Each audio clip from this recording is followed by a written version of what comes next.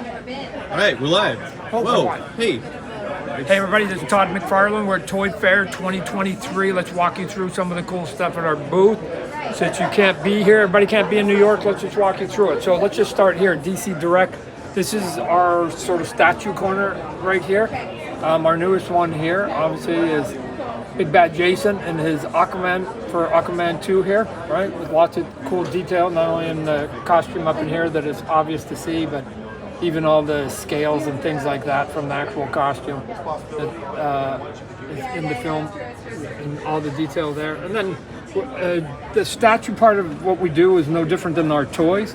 We try to do different scales at different prices, so you've got big things like this that is reminiscent.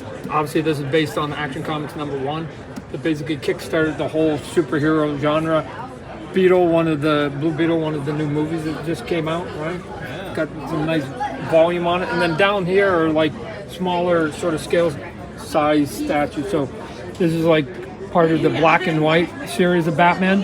Good. This is based on a cover that actually the cover looked like that. It was that angle, right? So again, we have to do it flat, but the cover was basically that. But again, you get, you know, the scale's a little bit smaller. You get a little bit better pricing on it. You can have some fun with, again, this is based on somebody's artwork, but you try to capture some of the style of the work that's there. Yeah. J. Scott Campbell's doing a whole line of some of the females in the DC line, and we're trying to get J. Scott's artwork captured as much as possible, and then just doing some of the fan favorites. Yeah. You know, some of the statues. We got some bigger ones down here. Again, these are all based on artwork that is pre-existing in the comic book, and then again some bigger stuff here. This was up for Toy of the Year. We'll find out this week. Congrats on the nomination on that. So you know, sometimes it doesn't have to be an action figure; it can be other stuff, and then you go from one extreme, arguably, to the other, which is this is the high-end, super detailed stuff, and now you go to your superpowers, which is basically this intentional retro look that's, you know, super simple, sort of, again, this, and based on literally the way that they looked when they first came out. Yeah. When I was a kid. I guess I was older than a kid at that point, but it's done pretty well for us. So now that we've gone through all the obvious sort of classic superpower characters, we're now coming in and doing versions of characters that never would have had a superpower to begin with. So you can now go to the entire library and basically do a superpower of all of them. And then you've got sort of the classic stuff. You get vehicles, right? So you get sort of fun stuff here, right? And you can now capture the bad guys because you got her golden lasso. It's sort of fun, silly stuff. This one comes in a box that is super plain looking, but when you put it together and you put all the retro stuff on there, bad. Yeah, like again, the box looks really bland, and we're doing it intentionally because we're trying to mimic what was in the original boxes. Yeah. But sometimes it doesn't do it sort of the proper service. I think people don't think they're gonna sort of get it. Then down here is sort of a different iteration of it. It's, you know, we started with the Batman '66, which was the Adam West, you know, Burt Ward version of it. The Batman Robin I used to watch when I was a kid, and we've done all of that. Now that we've gone through the obvious ones that were in the TV show, now we're trying to then do some that would be like, well, what if they were in the '66? Yeah. What would they look like? And so that's what some of these are. And then obviously you've got things like vehicles and, you know, fun little goofy play sets for those that remember the '66 one. You went to this little thing, you opened it up, you hit the button, and when you open the button, then this thing slid. Right, there's a sliding door in here. Yeah, from behind you can, Yeah, so that door slides and it's got Bruce and Dick on it because in case they messed up. They didn't get the right pole. They didn't get the right pole and the right costume. We go to the DC Multiverse stuff that sort of is the lion's share of what we've been doing the last couple of years. Yeah. This is a new line here from the Batman Robin movie, right? So, and again, it's a you buy 4 and then you get a 5th figure, which in this case is Mr. Freeze, right? Yeah. So you get Batgirl, Poison Ivy, Batman, Robin. And again, it's interesting that, like, if you play with the light, you go, it doesn't really look like George Clooney that much. But if you go down and you look at it now at this angle, Yeah. right?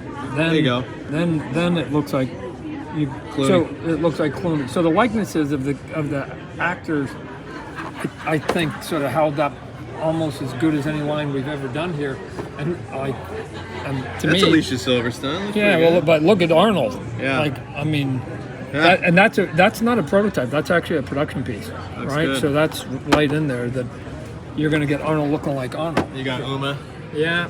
So, and the paint job here of her, the fades and stuff like that, right? We got all the fades coming up in here. So, I mean, you got a lot of black and a lot of dark here, right? But this is kind of cool. But this one nice and vivid down here. And then if we go down, this is some of our sort of basic DC line. You get here it is. You get a stand with it. Why? Because in case you just want to basically take your character, put it up on the shelf, so you're done up on the shelf. But if you want to make it look a little more sophisticated, then you can put that there. So now when I get back, right, you've got something that looks, again, a little more adult if you're looking for that. So we do that. You get the card, you get the stand, and we're going from everything from the 1936 all the way to current figures, that are down here, and 2-packs. Yeah. Right? We do all the 2-packs that are up over here. You can see here's a 2-pack That's a new back, one. back in here. New reveal. And then just a sample of some other stuff we've done in the past and build-it figures. Some of them out of the pack. Again, you can see the size and the scale because some of them are in the bigger packaging, like you see down here. This isn't the sort of the $19 product. This is the bigger ones up in here. And then we go from all that to, again, back to another kind of cool brand, the Batman Animated. So the Batman Animated series here. This is another build-a-line here.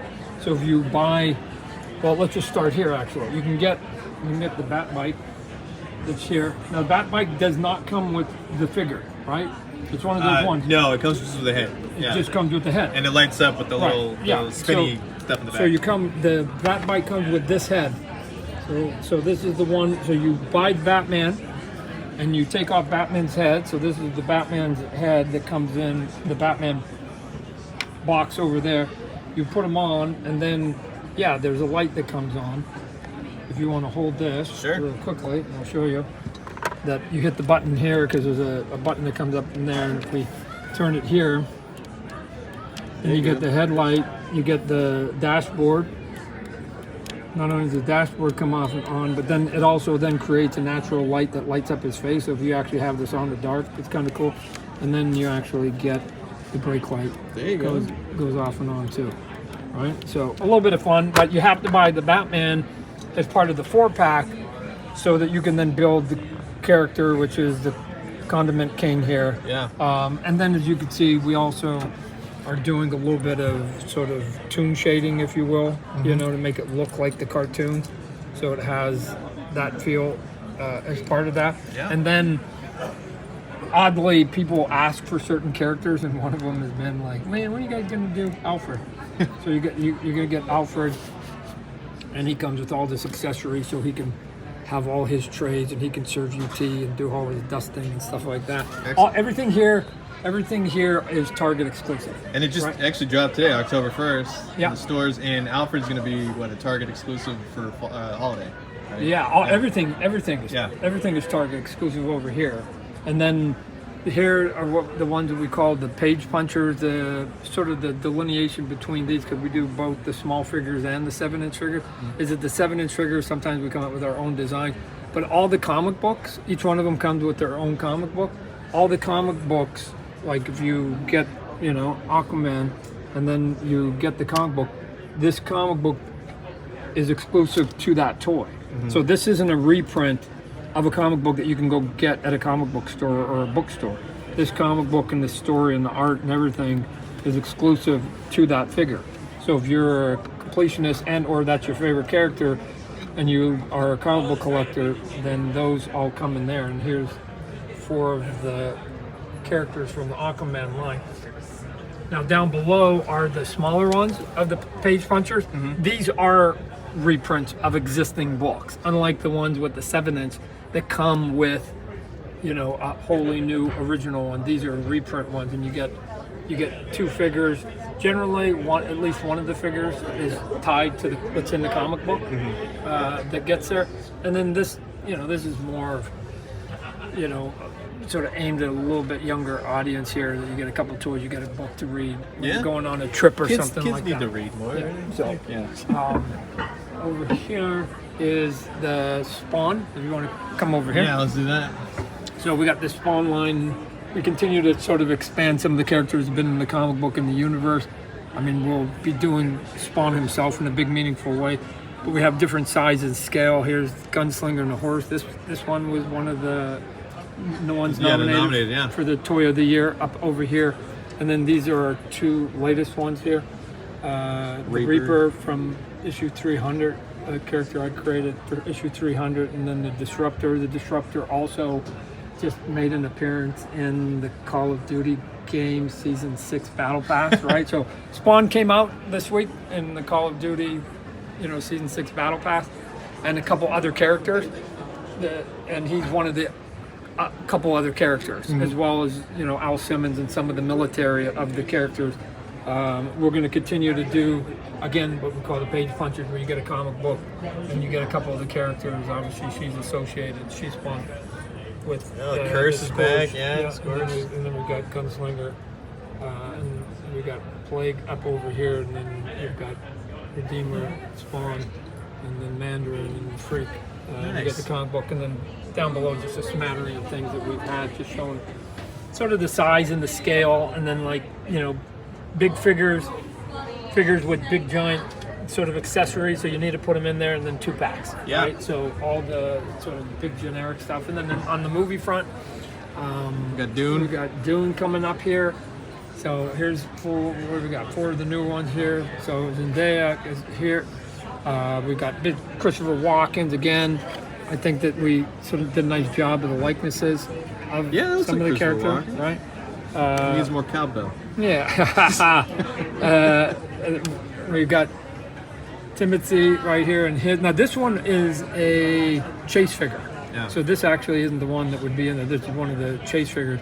And then we got Austin Butler.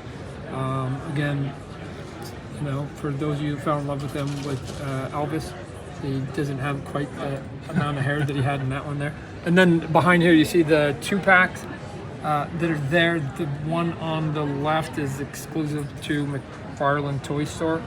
So that's there. And then the fun part for this, besides, I think we got the likeness of it and a nice sort of walk, is that we're doing cloth, but all the cloth also comes with a wire in it.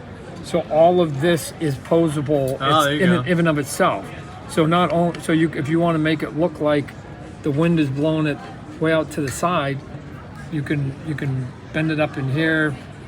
You can put it down low. You can do whatever you want with it, and you can make it as sort of fun and goofy as you want it. Yeah. And even over here with Christopher Walken, right? Like even this is all wired up, so you can have it billowing, you can have it in, you can have it so it's going out to the side. Yeah. Right. So the posability, if you will, the articulation part of it is in the actual cloth. People in the comments are saying we want that for DC Multiverse now. Yeah. Well, we were trying to look at part of the thing was you have to find a wire that isn't intrusive in the actual, like, people go, man, I didn't know there was a wire in there, and it's strong enough that it can hold the weight of the cloth. So we finally have engineered a way that makes sense, that now that it works, we should be able to. And here's a good example. We should be able to now do it with some cool cape stuff. Yeah, right? Cool. So, I'm sure we're going to get aggressive with the wire capes for the superhero stuff. Down here, a little bit of fun. The Pacific Rim product that's out there. So you get the comic book. It's sort of like a combo pack. You get the comic book, you get the monster, and then you get accessories, right? So you got the little toys. You get to build the buildings. If you want to destroy the building, you get to knock them over, and you get to see all the destruction, blah, blah, blah. So again, this is something that, to me, again, you can give your kid and have a good time with it. And here's some of the other iterations that are in here. Cool. So that'll be a new line. That'll be coming out relatively soon. Right? Correct. Yeah. Correct. Yeah, and then Demon Slayer. Demon Slayer. We've had a good job with some of the manga and anime stuff over the years, so we continue to do that.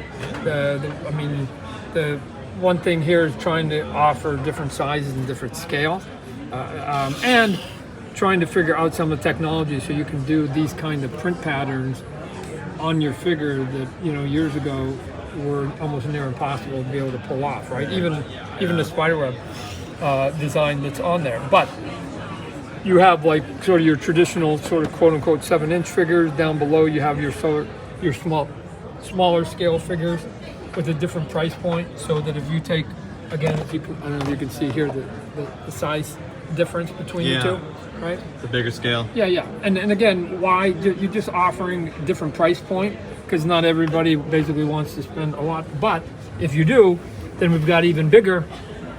You got basically small, medium, and large, right? And so pick whichever one you want, whatever price point you want to sort of do it at. I've always thought from a toy making perspective that we need to basically offer as big a range as possible, both in terms of the scale and the pricing, and let the consumer decide what they want to sort of take. And some people get all three, right? Especially. Yeah, I don't ever do anything assuming anybody's a completionist. To me, it's like offer them and let them basically choose what's good for their collection at their pocketbook. Yeah. Right? Because everybody doesn't live the same life. And then we're back into the sports line again. So to start with, we've got the NHL line, and as a Canadian, I'm big, like right here. MVP Connor McDavid. I used to be a minority owner of the Oilers years ago, and I designed this jersey. So I could do Connor McDavid with my jersey on it, so it's kind of cool. So they brought it back. I designed it about 20 years ago, and they wore it for about 3 or 4 years, and they just brought it back last year. So I go, what? Connor McDavid wearing the outfit? That's cool. And then we're back in the NFL. And the fun thing about the NFL is that enough time's sort of gone by that now there's a whole new wave of superstars that are back with it. But we're also making the presentation so that essentially, like here, let me show you the Patrick Mahomes. So you've got Patrick Mahomes here. So you've got the player, you've got the logo of the team he plays for in the back. I don't know if you can see, you got the base, and then you've got this right here. Once you open this up, other than the clamshell, you keep everything. So now if you go to, you keep everything, because that becomes the backing of this. Yeah. And then you get this big presentation, and to me, it feels a little more sophisticated than just saying you collect toys, right? It's a great display. I mean, there's sports fans, I can see that. Yeah. Yeah, and again, maybe people who buy a lot will complain they're too big, the presentation's too big. But I think for older people, I think it's important, and you see it on some of our other toys. We're doing a backdrop and doing the presentation. To me, has a value just more than just having the figure itself. Yeah. So we're doing it, with some of our horror stuff over here. If you want to go over here real quick. Actually, let's start over here. So with Blizzard, we made the deal with Blizzard. So here, this is a good example of it here. That if you buy, the box, that your packaging inside here, that goes here and here, now becomes this diorama that's here, right? So you don't need it. I mean, if you don't want to keep it, you don't have to, but we're trying to make it so that the packaging, in some cases, are as usable as possible, so you don't have to take everything and throw it all away. Yeah, that does make sense. Yeah, and then, up here we've got Diablo, so, on the video game side, different looks. We're doing, where we got our common, our epic, and then our rare, which basically means there'll be some figures where when you go from common to epic, then that becomes a fraction with a different paint job and some different accessories, and then the rare becomes a fraction of the epic. Mm-hmm. So it gets sort of harder and harder to basically collect all of them. And even though some of them are sort of pose statues, if you want to call it that, we're giving you all these accessories so that you can still swap stuff out, so that you don't have to buy one and live with it. You can eventually pull these pieces off and swap things out, so you can actually display it differently than what you had before. Yeah. Again, here some of the other ones where we use you know, obviously the Goonie stuff, if I get these out of the way, but where you're using the packaging as part of the backdrop of each one of these, so that you get, you know, I mean, a pretty sizable piece that comes with it. You put it into the stand, you put it on the stand, you put it up there, and again, you get a nice presentation of it, right? So, and if not, then you just take your toy if you just want your toy, but it's cool. I mean, again, there's another cool looking, good looking face. Nail the horror stuff, man. Yeah. That's definitely the... So, little gnarly. And then again, some fun stuff, right? What is this? Sheldon from Big Bang Theory and his Flash costume up over here. So, just having a little bit of fun. Right? Well, it comes with the Green Lantern. That's cool. Yeah, that's it. Cool. So, anyways, that's it. And then some other stuff that we can't show right now. We can't show all of it, but kind of janking the camera. That's it. Around, So, well, yeah. thank you, Mr. McFarlane. Sure, we appreciate anybody listening. Drop by. Yeah. Virtually. Yeah. You now got a bit of a tour of the showroom here at Toyfair. I know they have a lot of questions. I'll ask them once. We'll do this later on. Sure. But I'll have answers for you guys later on when we do a video. All right. Thank you so much for watching. All Bye-bye. right. Thank you.